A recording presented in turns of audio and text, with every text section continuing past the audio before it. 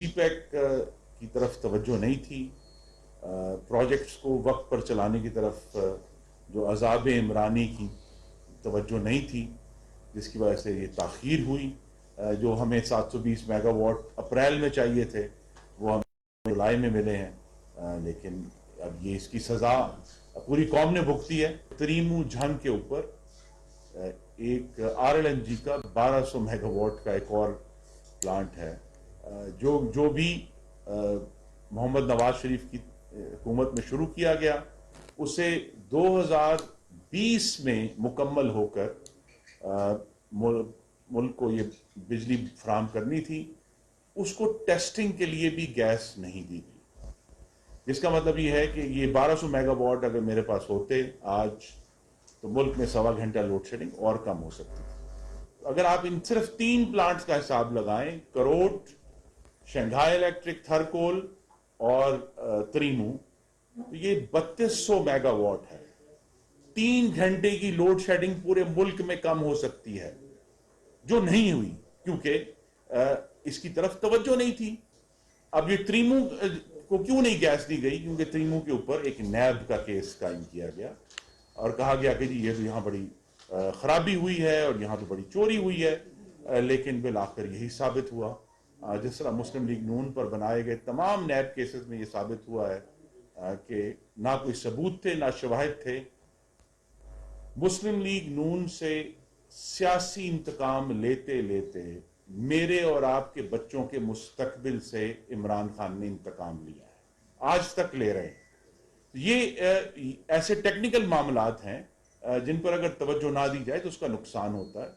और ये झूठ भी अब साबित हो चुका है कि झूठ है कि मुल्क में वाफर बिजली मौजूद है। मुल्क में जो पीक डिमांड जून के आखिर में और जुलाई के आगाज में आती है, उतनी बिजली बनाने की सलाहियत मौजूद नहीं है।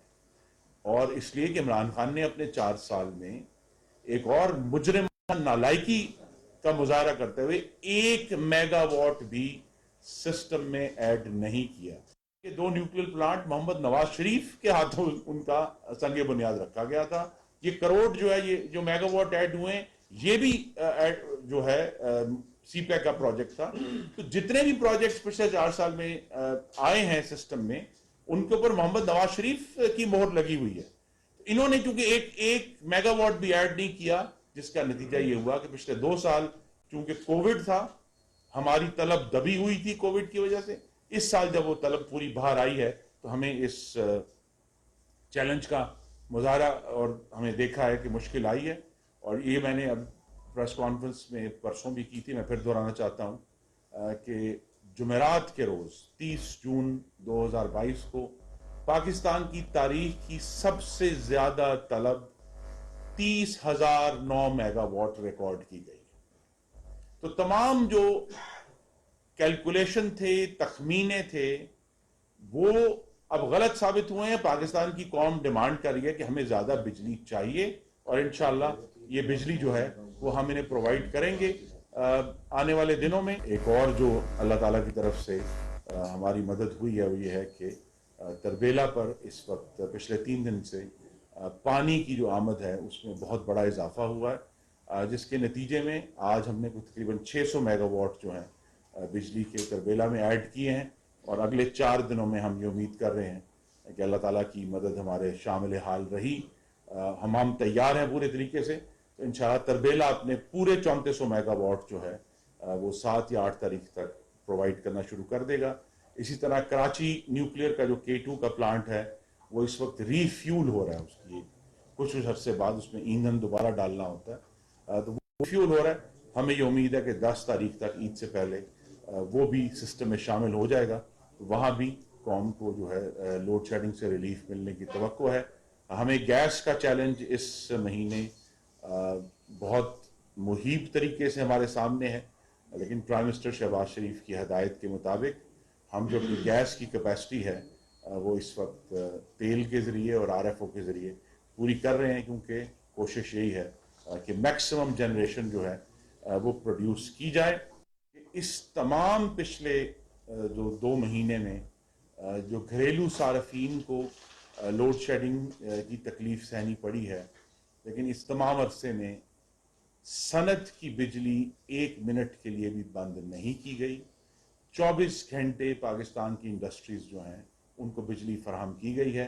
اگر کبھی بجلی بند بھی ہوئی ہے تو وہ لوکل ٹرپنگ کے ایشوز ہیں, لیکن پالیسی کے طور پر پاکستان کی صنعت کو, جس کے ساتھ ہمارے پورے ملک میں بھائیوں اور بہنوں کا روزگار جڑا ہوا ہے, ان کی زندگیوں جڑی ہوئی ہیں, ان کے بچوں کا کھانا جڑا ہوا ہے, اس میں کسی بھی قسم کا تعطل نہیں آیا. تو یہ تمام جو قربانی پاکستان کے صارفین نے دی ہے گھروں میں, وہ دراصل صنعت کو پوری 24 گھنٹے کی بجلی پرووائڈ کی گئی ہے.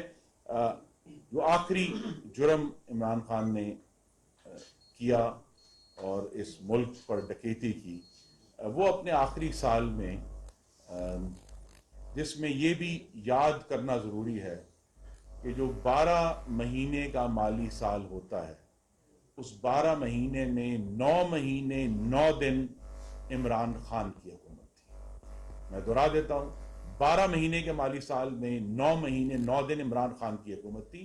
تو آج جو بہت افتاد ہم دیکھ رہے ہیں معیشت میں, اس کی ذمہ داری براہ راست اس ڈکیتوں کی حکومت پر جاتی ہے جس کے سربراہ عمران خان تھے. اور یہ تمام جو اس وقت کے تکلیفیں ہیں, چاہے وہ پیٹرول کی قیمتیں ہیں, بجلی کی قیمتیں ہیں, لوڈ شیڈنگ ہے, محمد شہباز شریف اور ان کے ساتھ جو 10 جماعتوں پر مشتمل وسیع البنیاد حکومت ہے, وہ اس پورے چیلنج سے, اپنی محنت سے, دن رات کاوش سے ہم اس سے نمٹ رہے ہیں. اور انشاءاللہ آپ کو نظر آئے گا کہ اگلے 2-3 ماہ میں معیشت کے معاملات, بجلی کے معاملات, مہنگائی کے معاملات آپ کو پہلے مستحکم ہوتے ہوئے نظر آئیں گے, اور پھر انشاءاللہ ہم عوام کو ریلیف دینے کی کوشش میں ہوں گے. اور اس وقت شہباز شریف صاحب کی قیادت میں ہم تمام چیلنجز میں بڑی کوارڈینیشن کے ساتھ, کیونکہ وزارت توانائی کا بہت گہرا تعلق ہے وزارت پیٹرولیم اور وزارت خزانہ کے ساتھ, تو یہ تینوں وزارتیں جو ہیں یہ مستقل رابطے میں ہیں, تاکہ جس طریقے سے بھی تمام تر جو ہمارے اوپر اس وقت کمیاں ہیں, چاہے وہ فارن ایکسچینج کا ایشو ہے. اس سال کے آغاز میں آپ نے دیکھا ہے کہ یوکرین کی جنگ کی وجہ سے تمام جو ایندھن ہیں, چاہے وہ تیل ہے, چاہے وہ RLNG ہے, چاہے وہ کوئلہ ہے, ان کی قیمتوں میں ایک ناقابل یقین اور ہوش ربا اضافہ ہوا ہے, جس کی وجہ سے اب اس حکومت کی پالیسی ہے کہ انشاءاللہ ملک میں جو نئی کیپیسٹی اب ہم لگائیں گے, بجلی بنانے کی جو نئی صلاحیت ہے, وہ صرف اور صرف ہمارے خارجی ایندھن پر نہیں, داخلی ایندھن جو ہمارے پاکستان میں موجود ایندھن ہے ان پر ہوگی. جو کیا ہے, تھرکول ہے, ہمارے پاس ہائیڈل ہے, ہمارے پاس یہ سولر جو شمسی بجلی ہے, اور ہمارے پاس ہوا کی بجلی ہے, اور 5واں جو ہے کم مقدار میں لیکن اہم ہے وہ نیوکلیئر ہے.